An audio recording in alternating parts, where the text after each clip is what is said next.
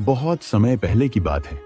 एक हरे भरे जंगल के बीचों बीच एक छोटा सा गांव था। इस गांव में अर्जुन और कर्ण नाम के दो गहरे दोस्त रहते थे। दोनों बचपन से ही साथ थे, साथ खेलते, साथ पढ़ते और साथ सपने देखते। अर्जुन जहां शांत, विचारशील और प्रकृति प्रेमी था, वहीं कर्ण चंचल, साहसी और रोमांच का शौकीन था। उनकी दोस्ती पूरे गांव में मशहूर थी। अर्जुन, क्या तुम्हें पता है कि हमारे गांव के पास एक रहस्यमयी झील है? लोग कहते हैं कि वह जादुई है और जो कोई भी उसके पास जाता है उसकी इच्छा पूरी हो जाती है। कर्ण, यह सब बस कहानियां हैं। ऐसी कोई जादुई झील नहीं होती। नहीं अर्जुन, मैंने बड़े बुजुर्गों से सुना है। वे कहते हैं कि वह झील इतनी पुरानी है कि किसी को उसका इतिहास याद नहीं। आओ, हम उसे खोजने चलते हैं। सोचो, अगर यह सच हुई तो? कर्ण के उत्साह को देखकर अर्जुन मना नहीं कर पाया।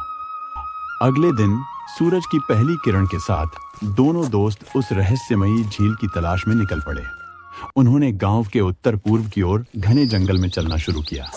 रास्ता कच्चा था, पत्थरों और झाड़ियों से भरा हुआ। कर्ण आगे आगे चल रहा था। उसका चेहरा उत्साह से चमक रहा था, जबकि अर्जुन शांत भाव से उसके पीछे चल रहा था, आसपास के पेड़ पौधों को निहारता हुआ। कई घंटों की यात्रा के बाद जब वे थक कर चूर हो चुके थे, उन्हें दूर से एक हल्की सी चमक दिखाई दी। जैसे ही वे और पास पहुंचे, उन्हें एक अद्भुत दृश्य दिखाई दिया। एक छोटी सी घाटी में पेड़ों से घिरी हुई एक चमकती हुई झील थी। उसका पानी इतना साफ था कि उसमें आकाश और आसपास के पेड़ों का प्रतिबिंब स्पष्ट दिखाई दे रहा था। झील के चारों ओर रंग बिरंगे फूल खिले हुए थे और हवा में एक अजीब सी शांति थी। यही है जादुई झील, मैंने कहा था ना। अर्जुन भी हैरान था। उसने ऐसी सुंदरता पहले कभी नहीं देखी थी। झील के बीच में एक छोटा सा द्वीप था, जिस पर एक अकेला विशाल वट वृक्ष खड़ा था।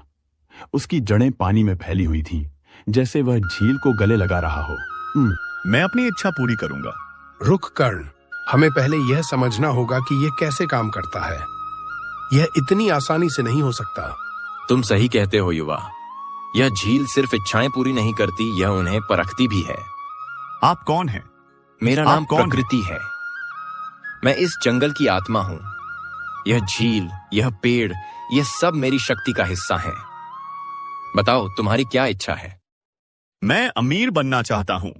मैं चाहता हूं कि मेरे पास बहुत सारा धन हो, जिससे मैं जो चाहूं खरीद सकूं। तुम्हारी इच्छा पूरी होगी, लेकिन याद रखना, धन हमेशा खुशी नहीं लाता। अगले ही पल कर्ण के सामने सोने के सिक्कों का ढेर लग गया। उसकी आंखें चमक उठी। उसने तुरंत उन सिक्कों को इकट्ठा करना शुरू कर दिया। अर्जुन हैरान होकर यह सब देख रहा था। जब कर्ण सिक्के इकट्ठा कर चुका, तो प्रकृति की आवाज अर्जुन से बोली, और तुम्हारी क्या इच्छा है युवा? अर्जुन ने कुछ देर सोचा। उसने कर्ण को देखा, जो अब भी सोने के सिक्कों में खोया हुआ था। उसे याद आया कि कैसे गांव में लोगों को अक्सर छोटी छोटी चीजों के लिए संघर्ष करना पड़ता था। मैं चाहता हूं कि मेरा गांव समृद्ध हो। मैं चाहता हूं कि हर परिवार के पास पर्याप्त भोजन हो, स्वच्छ पानी हो और बच्चे अच्छे से पढ़ाई कर सकें। तुम्हारी इच्छा भी पूरी होगी, लेकिन याद रखना, समृद्धि अकेले नहीं आती। उसके लिए परिश्रम और सहयोग की आवश्यकता होती है। जैसे ही अर्जुन ने अपनी इच्छा व्यक्त की, झील का पानी चमकने लगा और एक हल्की सी हवा चली। कोई सोने का सिक्का नहीं बरसा, कोई जादुई परिवर्तन नहीं हुआ। अर्जुन थोड़ा निराश हुआ, लेकिन उसने प्रकृति की आवाज पर विश्वास किया। दोनों दोस्त अपने अपने रास्ते वापस लौट आए। कर्ण अपने सोने के सिक्कों के साथ गांव में एक बड़ा घर बनाने और विलासिता का जीवन जीने लगा। उसने नौकर रखे, महंगे कपड़े पहने और हर वो चीज खरीदी जो उसे पसंद थी। शुरू में तो वह बहुत खुश था, लेकिन धीरे धीरे उसे अकेलापन महसूस होने लगा। उसके दोस्त उससे दूर होने लगे, क्योंकि वह हमेशा अपने धन का दिखावा करता था। लोग उससे जलने लगे और उसे लालची कहने लगे। कर्ण के पास सब कुछ था, लेकिन उसे सच्ची खुशी नहीं मिल रही थी। दूसरी ओर अर्जुन ने अपनी इच्छा को पूरा करने के लिए काम करना शुरू किया। उसने गांव के लोगों को इकट्ठा किया। उसने उन्हें सिखाया कि कैसे बेहतर खेती करें, कैसे पानी बचाएं और कैसे स्कूल बनाएं। उसने शहर जाकर कुछ पढ़े लिखे लोगों से मदद मांगी। उसने गांव के युवाओं को प्रेरित किया कि वे अपने गांव के लिए काम करें। शुरुआत में अर्जुन को बहुत मुश्किलों का सामना करना पड़ा। लोगों को समझाना आसान नहीं था, लेकिन अर्जुन ने हार नहीं मानी। उसने अपने परिश्रम और ईमानदारी से सबका दिल जीत लिया। धीरे धीरे गांव में बदलाव आने लगा। खेतों में अच्छी फसल उगने लगी, कुएं साफ पानी से भर गए और बच्चे स्कूल जाने लगे। गांव में खुशहाली लौट आई।